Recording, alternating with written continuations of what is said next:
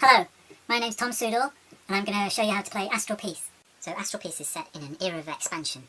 Spacefaring cultures have just invented jump fleets, and this has created a kind of land grab. Everyone's rushing to get hold of as many stars as they can. Everybody starts with a free fleet, which is a heavy combat fleet worth 9 bonds.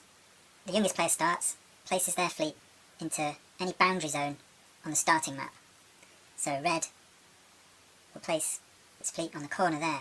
Whenever you land on the edge of the map, throughout the whole game, you have to fill in the edges with star tiles. When star tiles run out, you can place blanks. So red can place its first star tile, can choose where it places it, what the orientation is. It will place it here. Okay, so this is the orientation of the map now. Every star that follows has to follow suit. So this is the next piece that has to be filled in. You begin with the horizontal, and then you fill in the vertical. And the orientation has to follow the orientation of the first tile that you place down. So the only gap to fill in now is the diagonal. We'll place that in there. Blue's go now. Blue can now place its fleet anywhere it likes on the map as long as it's not on a star. Blue will place its fleet here in this corner. So the first star tile it has to place is the horizontal. So it's horizontal in relation to the orientation of these stars. And the vertical needs to be filled in next. This is always the routine. Horizontal, vertical, and diagonal. Okay? So now red has another go, and now red can make a move. And there are 2 ways you can move in Astral Peace, either a jump or a manoeuvre. And a jump allows you to move from one empty zone to any other empty zone on the map. So you can move as far as you like, and as long as you don't land on a star, that's okay. And the other way of moving is a manoeuvre, and a manoeuvre allows you to move across a maximum of 2 zone boundaries. So you move 1, 2. Once you occupy a star, you can claim its star card from the deck of star cards. So you look for the matching profile number, which in this case is 212. So have a look at 212, you see the numbers are the same. The immediate important thing is spoils, and spoils is the value of the bonds that this star gives up whenever it's occupied by a new owner. So it's kind of like deeds to a house. Whenever a new owner takes possession, they get hold of the star card and the spoils go with it.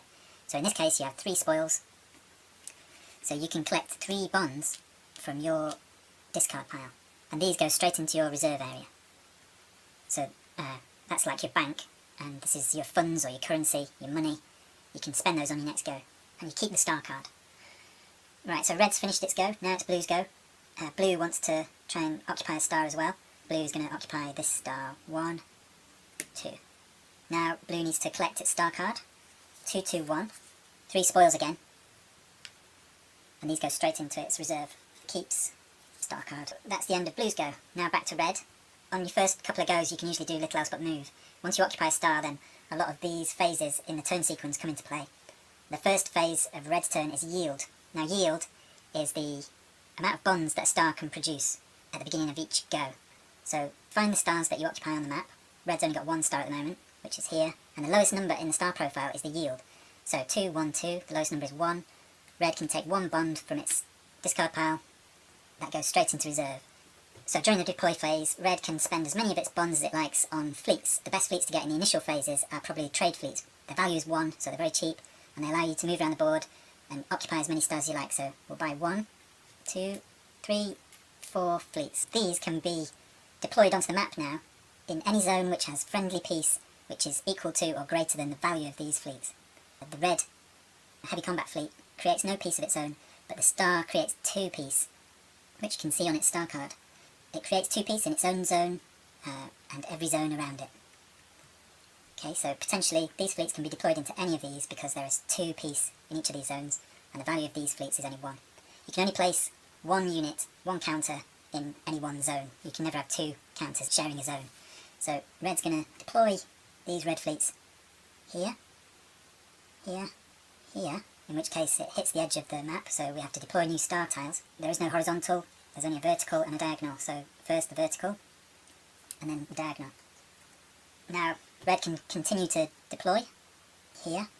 So that's the end of red's deploy. So the deploy is over.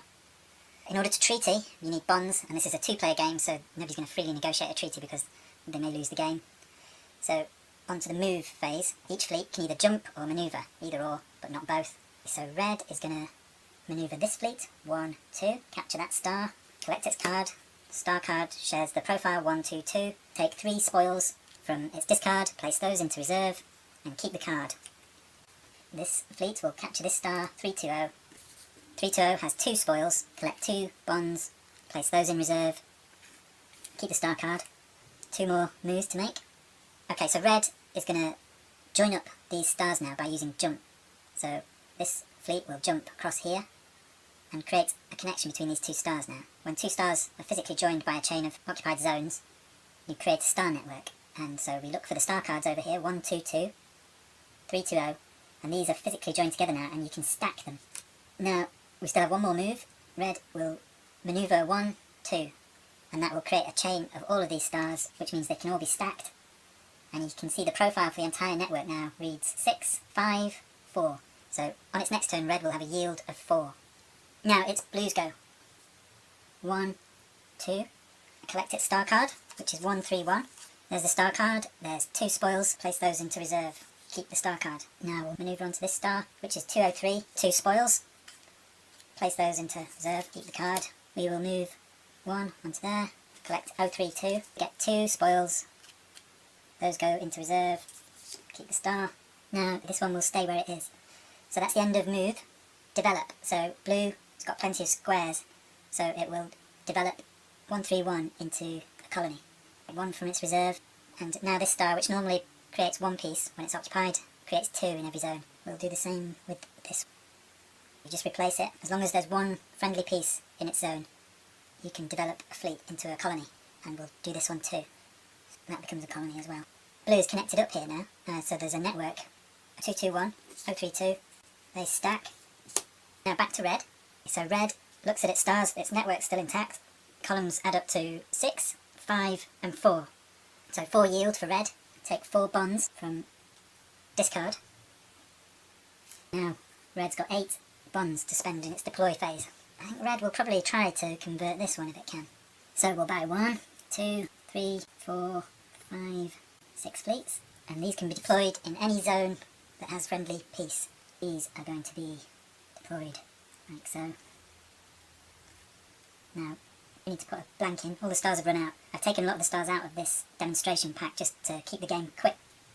Last one goes there. So red will maneuver 1, 2, claim 041, which gives 1 spoils, which goes into reserve, jump here, from here, here, here.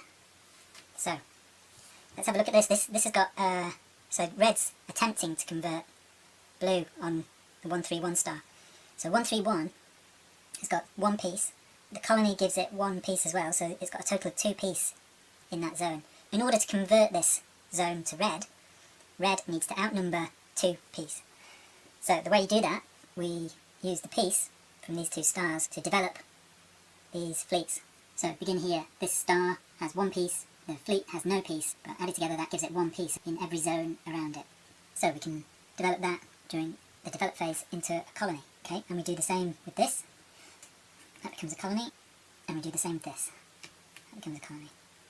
Okay, now there are 3 colonies creating 1, 2, 3 red piece in that zone, 2 blue piece. That means that during the conversion phase, which we're now going into, this simply becomes red. So this is thrown to discard and replaced with a red colony from discard. So now 131 becomes the possession of red. So blue must hand over the 131 card with 2 blue spoils from its reserve. This passes to red. The blue bonds go onto the bond slate, and because they're not red, they have to go in the treaty area, and blue fills up the first 2 slots there. So red now has a blue non-conversion pact. It can't combat or convert any blue. Okay, 131 is connected in a giant network. All of these stars are now connected, so they all stack. We've done our conversion, so now maybe we can do something with redeem. So redeem is just a way of cashing in anything that you've got on the map that you want to bring back into your reserves. In order to regain some bonds, red will redeem this fleet here. So the way redemption works is the value of the fleet is 1. The original value of the fleet is 1. You can never redeem a fleet for more than its original value. You can also never redeem it for more than the piece that is in the zone it occupies, which in this case is fine because it's only worth 1. You simply take it off the board, replace it with a bond, which goes into your reserve. So that's the end of red's go. Now we're back to blue. We've got a network here, which has a profile of 2, 5, 3, so we get a yield of 2 for this network.